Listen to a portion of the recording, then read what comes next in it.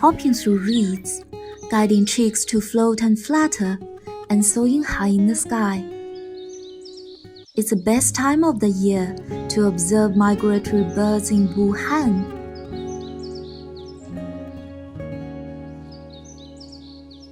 Here I am in the Xinhua Lake Wetland Nature Reserve in Wuhan.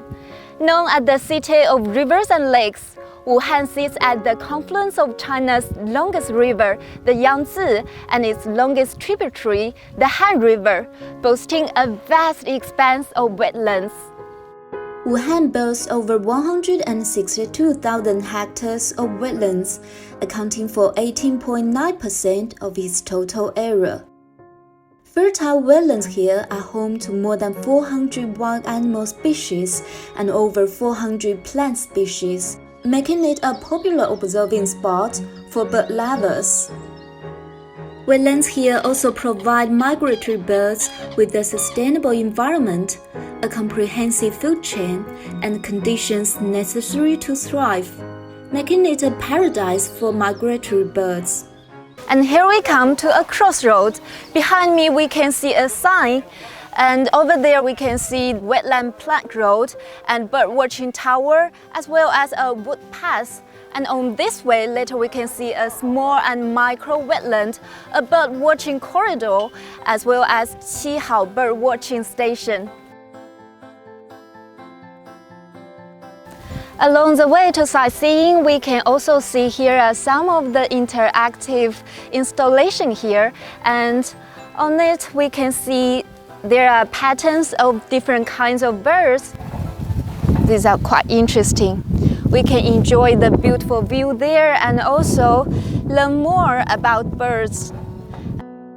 And behind me is a bird watching tower. Later we will ascend to the tower and get an overview of the Xinhua Lake. On the bird watching tower here, they also equipped with some telescopes, and we can watch birds from here. Wuhan is the world's first wetland city with a population of over 10 million. The megacity is the key point along the East Asian Australasian Flyway, the world's greatest flyway for migratory birds. At its peak, the Xinhua Lake accommodates nearly 100,000 migratory birds. However, Wuhan's lake areas have shrunk considerably in the last century, encroached first by drought and land reclamation for farming, and then by real estate development.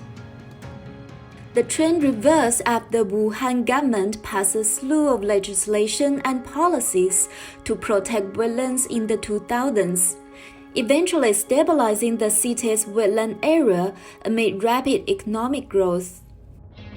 从70年代初，就周边群众就在这个湖区开始围垦，种植、养殖、发展生产。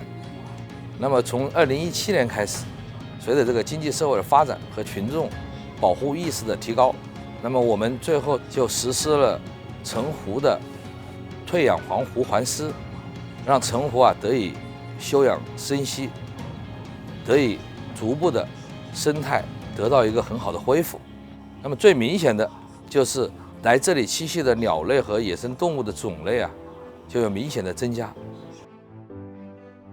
Between 2017 and 2021, Wuhan invested 965 million yuan in wetland protection and returned 7,000 hectares of fish ponds and farmlands to wetlands.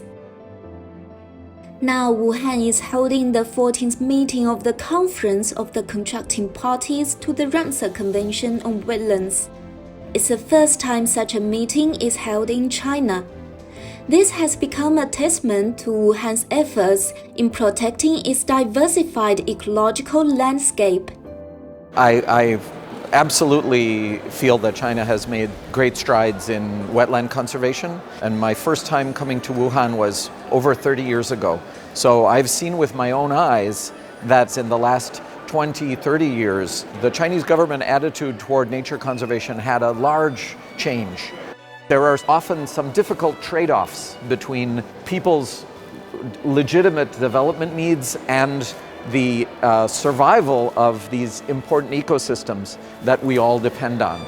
I think one lesson for other countries is that China has an understanding that sometimes it's necessary to make investments in infrastructure and conservation in order to protect the life support systems for all people. Nature does not recognize national borders, so I think protecting the environment should be one of the first places where people from all countries can collaborate and find agreement. China has designated 64 wetlands of international importance and set up more than 600 wetland nature reserves and some 1,600 wetland parks. Wuhan is just one example reflecting China's efforts in conserving wetlands.